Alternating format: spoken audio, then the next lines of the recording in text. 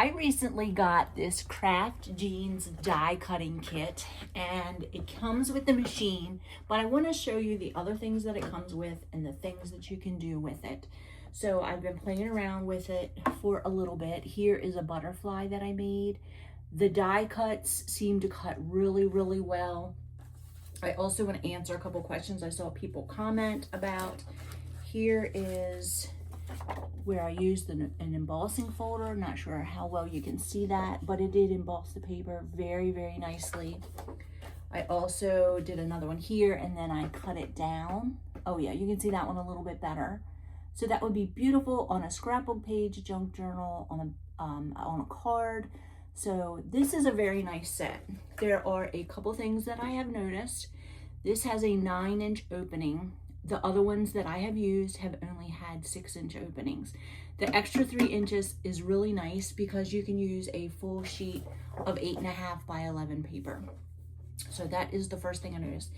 The other machines that I have used in the past have not come in with anything. They come with this, and then they also come with the plates that you need to do the cutting and the embossing, but they don't come with any supplies or anything like that. This does come with some supplies. It comes with an assortment of pastel color paper. There are 2 of each color. They're 8.5 by 11, nice weight cardstock, great for making cards, and you can use these to get started. You can use them for both embossing and for die cutting. You also get, you get a large embossing folder.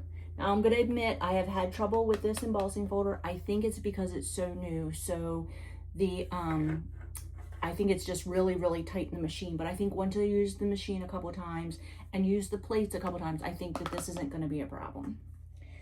You also get a smaller embossing folder. I just had it here a minute ago. What did I do with it? Oh my gosh. Oh, here it is. You also get this smaller embossing folder, which is the one that I showed you the sample of that I had used. So that is like the size you would put on the back of a card, but you could use it for lots of other things too. And this opens up. The paper goes inside of here. And you also get some die cuts, some metal dies. Here are flowers and leaves. Perfect for making cards, great for making cards. And then here are 4 different butterflies. So I really like those. And this one is pretty detailed and it cut out really well. And the last thing that you get in the kit is a set of acrylic stamps. You will need acrylic blocks to put these on. And let me find one to show you. You can get them in different sizes, but here's an acrylic block so you know what to look for. This is an acrylic block, and you peel it off of the plastic here and then stick it on here and then use it with your ink. But these stamps say, "You are so cool, be mine, happy day, happy birthday, congratulations, celebrate, oh happy day, hello, congrats from all of us, good times." So lots of different sayings that you can use to make cards or in scrapbooking or in junk journaling. So that's what's included in the kit. The only thing I had to assemble was I had to put the handle on, which is very easy. It came with the screw and an extra screw to put the handle on. You put it on with the screw. It also came with the Allen wrench or hex wrench so that I could tighten it. And it comes with a cap to go over top of it. So let me show you. Let's see, I have a piece of green here, and it does come with instructions. I'll be honest, I thought the instructions were a little bit hard to follow, but because I have used these machines for a long time, I was able to figure it out and didn't have any problems. So you can see the butterfly that I already cut has etched the plastic or acrylic plate. That is normal. It says it in the book that it is normal. Every die cutting machine that I have ever used, it has had the same problem. So if that happens to you, it's completely normal. And let's see, You can also buy replacement plates. Every machine I have ever used, I have eventually cracked these. You can use them when they're cracked. When they're completely broken, you're gonna need a new set. And it just comes with wear and tear. I use my machine a lot, so it's gonna crack. It's going to get a lot of wear on it. So here is a piece of cardstock. I'm going to put this out front so you can see. So the plates are lettered. So we have a B plate, another B plate, and then this white one is the base plate.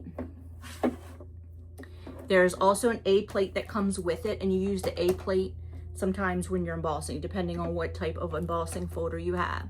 So I'm gonna put this butterfly on top of here. So we're gonna make a sandwich. So we're gonna have the base plate, we're gonna have a B plate, we're gonna have the die, then you put a piece of paper over here, and then we're putting the B plate on top of that. So we've made ourselves a sandwich. And when you put the die on, you have it so the cutting side is up. Then we are feeding our sandwich into the machine. Whoops, I'm missing something here. Oops, I need the A also. There we go. Okay.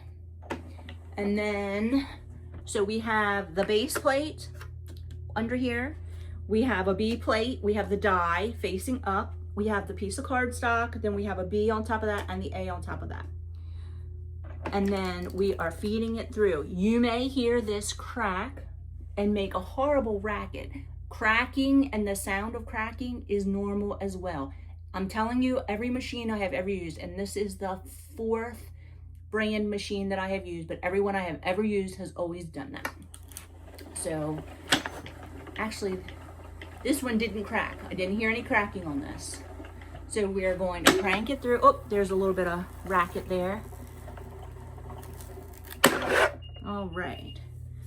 And then when I take this apart, take our sandwich apart, here's the die and there's the cut. Now, if you have any kind of a pokey tool, that would be a good time to use it. Or if you have here we go, it's coming out by itself. But if you're making a lot of these, some kind of like a pokey tool would be really good for this. Or if you have like those pointy tweezers or pointy scissors. So you can see not all of the detail came out of it. It is cut through. I just need to pick all of those out. So let's do that. So there's one side done. But you can see how easy that is and how nicely that came out. And that's gonna look really nice on a card or a scrapbook page.